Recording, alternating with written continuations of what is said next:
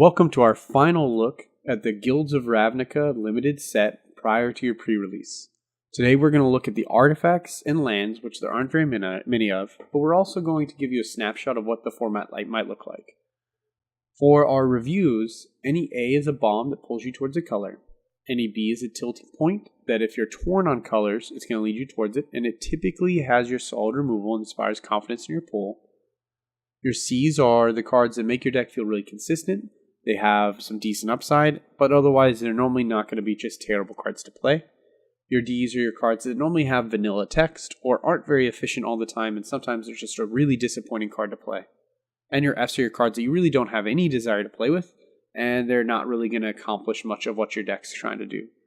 Your build around cards are going to fall in your D range if it's a really good card when you successfully build around it, or an F range if even whenever you successfully build around it, it's not very strong. So we're going to start with the Chamber Sentry, and this is an X artifact. It enters the battlefield with a +1/+1 counter on it for each color of mana you spend to cast it. You could pay X and tap and remove X +1/+1 counters from Chamber Sentry. It deals X damage to any target. And then you can pay 1 mana of every color to return Chamber Sentry from your graveyard to your hand. So this is kind of a newer downgraded Walking Ballista. We have to pay mana to activate the ability. We have to have all these colors in order to be able to make it come in very large. And we have to pay all this mana in order to be able to get it back. And we have no way to actively add counters towards it. I'll give this card an F. It's not really going to help me advance my game. It's not going to really act as very efficient removal spells. Normally I'm going to be a 2-color deck. Maybe if I'm really greedy and I go 5 colors, this could be a card worth playing. In previous limited sets, sometimes we'll see 5-color decks. But that's going to be probably more in a draft when you're able to piece that together. Chromatic Lantern is a 3-mana artifact. This is a reprint, much needed for Commander. It taps for 1 mana of any color, and it gives all your lands the ability to tap for 1 mana of any color. This card's a B-. It's an excellent run. It fills a very excellent spot for your lockets in your guild decks. If you decide to go greedier and run 3, 4, or 5-color decks, this card's really going to help you tie that mana together.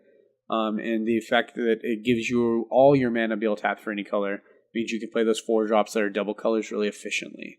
So I think this card's great. It's really important to pick up for your EDH and other formats like that, but it's also just great and limited.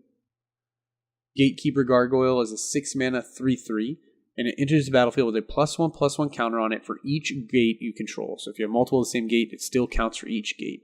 I'm giving this card a D. I think it goes into our build around list. We saw in blue that there was an enchantment that gave us drawing ability based off gates. We don't have a ton of gate payoffs, but if I'm playing a multicolored good stuff deck, it's probably going to have a fair number of gates in it from drafting. And so if I'm drafting and slamming every gate possible, this is a payoff for those gates as well as that blue enchantment. And then the Sentry that we started with could be a payoff for being a lot of different colors. But otherwise, it's going to take a lot of work for this to go in a deck and be something I'm happy with. If I'm playing as a 6-drop colorless 5/5 flyer, I'm a little more interested. But as a 3/3, that's not something I want to be really playing very much, so I need to have multiple gates in my pool. Glaive of the Guild Pact is a 2-mana equipment. The equipped creature gets +1/+0 for each gate you control and has Vigilance and Menace with an equip cost of 3. Now this card, unlike the Gargoyle, is a card that I'm far more excited about. It gives Vigilance, which is really important, especially if you're in the Selesnya list or if you have a really big green creature. And it also gives Menace, which is a really good way of forcing your opponents into awkward blocking situations. The fact it gives the additional pumps for gates is if I have multiple gates in my pool, this card can really just help me take over the game. I give this one a C+. If I have one in my pool, I want to try to fit it in. It is one of the cards I will cut because it doesn't necessarily win me the game. But if I have an open slot and I'm trying to fit in another lower cost way to impact the game, if I have multiple flyers, or if I have a bunch of tokens or big green creatures, this is the kind of card I'm interested in. Rampaging Monument is a 4-mana cleric artifact creature that has trample, and it enters the battlefield with 3 +1/+1 counters on it. Whenever you cast a multicolored spell, put a +1/+1 counter on Rampaging Monument. I think this card's a C. I think you'll actually play it in a lot of your decks, just because it comes into play as a 4-mana 3/3 with trample, and it won't take very much for you to turn this into a 4-mana 5/5 or a 6/6. So I think this card's going to be really steady, unless you have really strong 4-drops if you're trying to fill your curve. This probably trumps a lot of your other 4-drop slots. Silent Dart is a 1-mana artifact. You can pay 4, sacrifice Silent Dart. It deals 3 damage to target creature, so you can't hit your opponent. This is a D-. This isn't something I'm very excited for. I'm not excited to pay 5 mana to deal 3 damage. And there's not really a lot of synergies for having artifacts sitting around. So this card's not really one I'm interested in playing. Wand Vertebrae is a 1-mana artifact. You can tap it to put the top card of your library in your graveyard. And you can pay 2 and tap and exile Wand Vertebrae to shuffle up to 5 cards from your graveyard into your library. As much as I think the Golgari want to put cards in their graveyard, I think they have more efficient ways to do it. And more efficient ways to kind of wear through their deck that I don't think I will be playing a 1-mana artifact that slowly mills me for 1. So I give this as an F. Getting into our lands, we really only have 2 unique colorless or effects lands, and this is Guildmage's Forum. It taps for a colorless, or you could pay 1 and tap it to add 1 mana of any color to your mana pool. If that mana is spent on multicolored creature spells, that creature enters the battlefield with an additional +1/+1 counter. So it's important to note that it doesn't come into play tapped, and it can produce colorless. And as you get into the excess mana range, you can tap it to fix your mana for colors, and you don't have to use it on a multicolored creature spell, but you get extra effect if you do. So I can use it for a color for a monocolored creature spell, or just a generic instant sorcery or enchantment. I can still produce colors. I just get a bonus if I'm using it on a creature. I give it a C-. If I'm really trying to find mana fixing, this is a card I want. If I'm trying to go into like a 3 or 4 color deck, I'll probably play this, but I'm not really seeking to play it. Gateway Plaza, we've seen this card printed multiple times in different ways, such as Rupture Spire. It enters the battlefield tapped. When it comes into play, you sacrifice it unless you pay a colorless mana, and it taps for 1 mana of any color.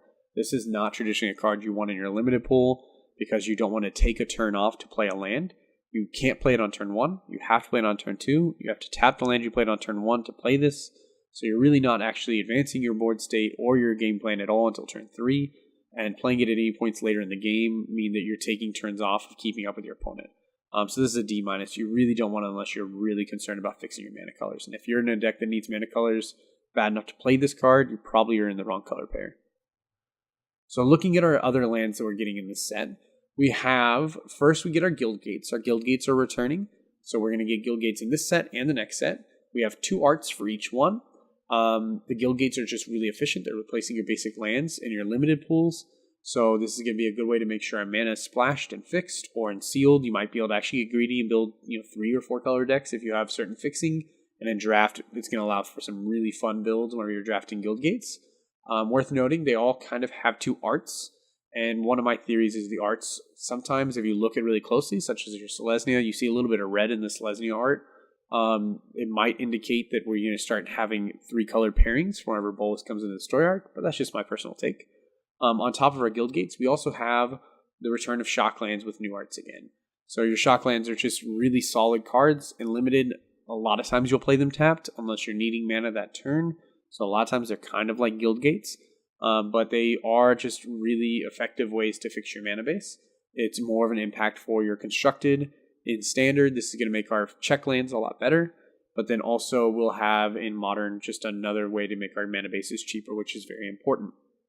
So as we move forward and we close out our set review, we're going to look at some real quick information on what might help you if you didn't get a chance to go through the full set review and you're just trying to figure out what guild to pick, what guilds have removal spells, what amount of removal spells are in each color pairs to watch out for. So first, looking at removal spells, in our Mythic and Rare colors, are last in the pack for Mythic and Rares on removal. My classification removal would be cards, whether they're conditional or not, they're actual kill spells that I can just do on the spot. So burn spells, black spot removal, enchantment removal, certain board wipes, counter spells, I count these as effects. Fight spells I will count as an effect. I don't count death touch, and I don't count combat blocks and pump spells as removal because you have to set up situations and hope your opponent doesn't react to them. So I'm counting cards where if you are able to retain priority, you're able to use it as a removal spell in most cases. So our Izzet has 1. Our Dimir has 2 that fall under the Rare and Mythic slot. Our Selesnya also has 2. Our Boros have 3. And our Golgari have 4 cards that are Rare and Mythic that would have some form of removal. In Uncommon, the Golgari only have 3. The Selesnya have 3. The Izzet have 4. The Dimir have 5. And the Boros have 6. So if you notice from the last image, we actually end up flipping our positions. The ones with less rares removal actually moved up the list, and the ones with more rare removal moved down the list.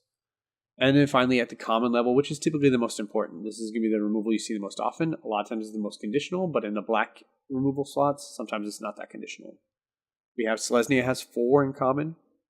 Boros also has 4. Our white removal, some are fairly unconditional, some are a little bit more conditional, and there's not a bunch of it in common. Golgari has 5. Izzet has 5. And Dimir weighs in with 6 when you take into account counter magic and you take into account actual black removal spells. Our Golgari and Dimir overlap a lot in solid removal spells, so when you're drafting, if you're in one of those color pairs, those removals are going to be really heavily contested because there are also 2 color pairs I expect to get drafted pretty heavily. Lastly, we're going to look at our overall rankings. So I gave everybody rankings from A's to D's with A+, and A- and B+, and B-, and I assigned those a scaling points out of 100. An F equated to a 50. If it was a letter minus, it equated to having a 2 as the singles digit, so a C- was a 72, a C is a 75, and a C+ is a 79, all the way up to an A+ being 100. So when we average those rankings out based off how I divided up the cards, our lowest overall ranked guild was a Boros guild with 74.65 as its overall ranking. That puts it right around a C.